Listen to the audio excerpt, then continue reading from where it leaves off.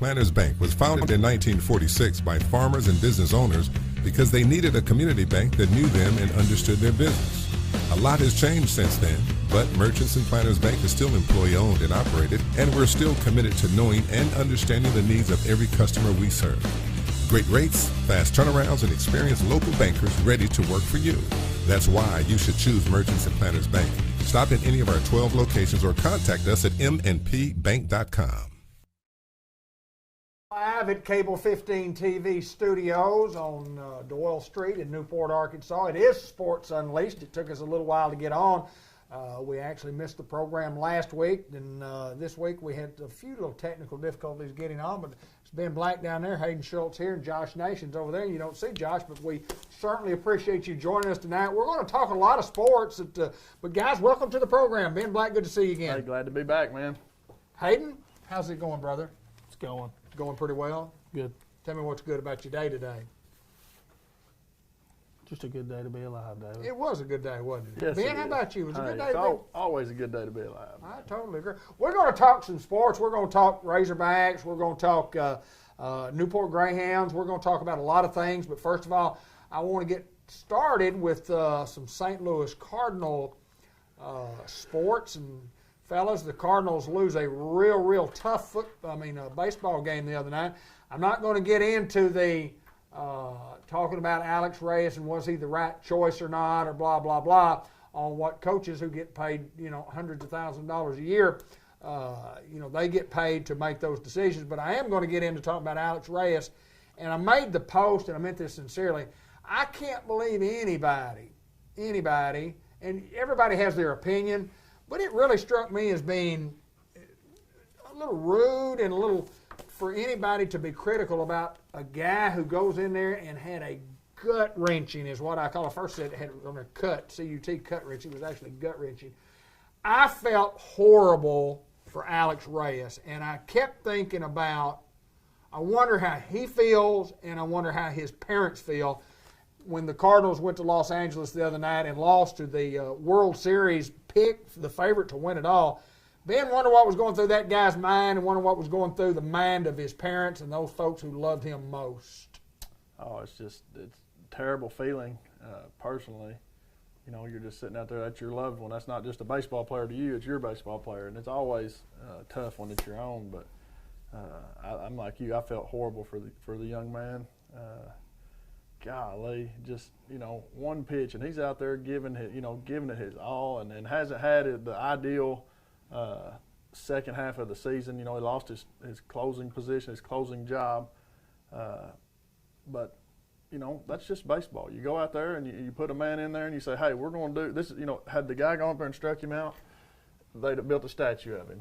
Right. But that's just baseball. One pitch, this guy got a hold of it and sent it out of the park, and game over. Or here's what happened. You get that guy out, and then 2 innings later they bring somebody else in who gives up a home run, and they're on that guy. And I'm talking about they as being us as human beings, right. Because your team lost. And nobody likes losing. Nobody likes losing. And at the end of the year, there's going to be one team that made the playoffs that actually wins their last playoff game. Everybody else is going to be eliminated, Hayden. You're right, David. Eliminated with a loss. Eliminated with with a loss. Hello. Every team in the playoffs except one. Yeah, you're absolutely right. And, you just go back to 2 months ago. Are the Cardinals even supposed to be there? No, sir. That's right. You just look, the situation itself. So, to get there is one accomplishment. Obviously, didn't go as far as you wanted to, but when you win that many games and that long of a stretch that they did, I think it was 19 wins out of 21 games or something like that. You're going to lose. It's baseball. We always talk about that. You're going to lose, and we just happen to lose the wrong night. How many did they lose on the season, do we know? I don't know what their overall record was. 69 or something, would that sound right? I saw a deal, and I don't remember where I saw it. They lost more than 69. Well, I don't remember what the numbers were, but it said what the record was when the streak started and what the record was when the year was over. And you're like, wow, they got on a roll, buddy. They were maybe a little under 500, and then ended up being 15, 18 games over 500. And it's awesome. Incredible. It's an awesome run, and we as human beings, anytime you lose, I I get a little perturbed when I see so many finger pointing, and then get in discussions on Facebook. And I don't comment on a lot of these posts, but I really look at people and say, well, it was so and so's fault. Well, what about that guy that hit that home run? I mean, he was trying to Give him some credit. Yeah, I mean, Taylor, he was trying to hit a home run. He was He's actually trying to get a hit. Professional hitter. Professional baseball player. And in a when you take football, a lot of times you see teams go 10-0, or in college, go 9-1, or 11-2, and man, that's pretty good. In baseball, folks, 600, 6 out of 10. If you're 6-4 over a 10-game stretch, you've had a great 10-game stretch. Yeah. You won 6 games, 600. You play 700 baseball, you've been phenomenal. You've been phenomenal. But to lose one game, Hayden, after such a great run by the Cardinals, I can't see why anybody would be disappointed. Well, I got a question, and I think you mentioned this. Okay. You didn't like the fact that they just played one game, because baseball is a game design. It takes 2 or 3 games. Or that's how it has been. Up until this point, you get you a few game series and the winner of the series. Well, I like that they added the extra team to the playoff mix, because they only were going to take, there's 3 divisions, and they said, well, we can't very well match it up, so we'll have 3 divisions and 1 wild card. And then they said, well, let's get more people involved. Let's have 3 divisions and then 2 wild cards, where the 2 wild cards play for the right to get to play whomever, okay? The number 1 seed, or whatever that case may be. I just think in baseball that you need to have, however many wild cards you have, that's fine with me, but you can't have 6 wild cards and let them play, or say 8 wild card teams and let them play 3-game series, and you got a 3-game series between those 8, and you got 4 that play 3-game series, and then you got the teams that are the best teams sitting around waiting on somebody. But I think you could incorporate more teams and have the 1 seed play the 8 seed and the 2 seed play the 7 seed, and blah, blah, blah, but play a 5-game series, or even a 3-game series. Not 1 game. One game, winner take all, loser take all is kind of... The best baseball team rarely wins in a 1 game. That's correct.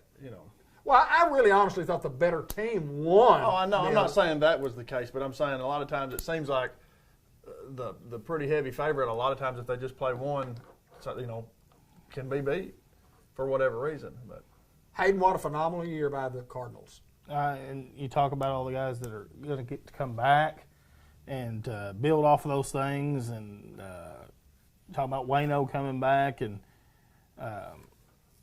how the stretch. He was a 17-game winner this year at 40 years old. That's unreal in itself. And you talk about some of the moves they made with Edman and Carlson, some of these young guys that are going to get to come back, and Bader and Sosa, who I like at the shortstop position. You got a lot of core talent as far as the young guys, and then you got those seasoned vets with Waino and Yachty that have been in the big games. Won a couple World Series. So I think next year your expectation is not to get the wild card; it's to go beat the Brewers and win the division. Right. So just building off of it, like I said, a young ball club overall as far as everybody playing. And not a lot of experience as a whole of being in the playoffs. Paul Goldschmidt played at Arizona. They didn't go to the playoffs very much, right, if any. I think Arenado's played in 3 playoff games, and I think they were all wild cards. I don't think they were ever won their division. Yeah. So he's never really got to experience that, and letting some of these guys experience playoff baseball in Busch Stadium, because there ain't nothing in the world like it. Oh man. Let me tell you, I think the biggest take I have on the Cardinals this year is, from a personal standpoint, was the adding of Juan Yepez to that first round of the playoffs, where Juan Yepez is a guy that I know very, very well.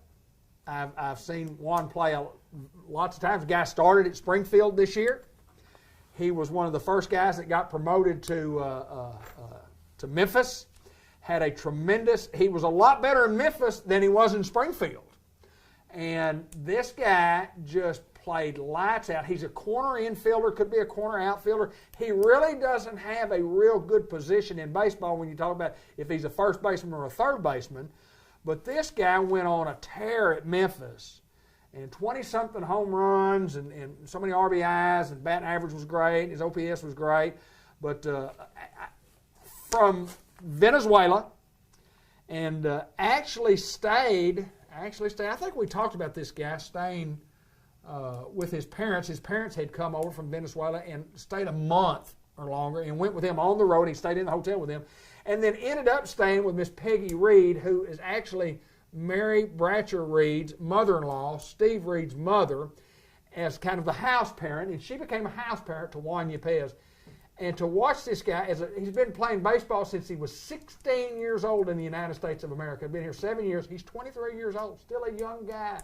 And get to be on the playoff roster and have his name called out to run out there for the St. Louis Cardinals. That's awesome. And that's what it's all about. I mean, those are the stories that just. You mentioned the young guys. There's a young guy who the potential's there. Like you said, he's just got to get some of that experience, and that's what an experience for Juan Yepez, man. He didn't get to bat. They called him up, and just to be there though, you're in the dugout of a St. Absolutely. Louis Cardinal playoff game for the chance to keep your season alive. It's just, man, that's a great story, and I'm proud of him.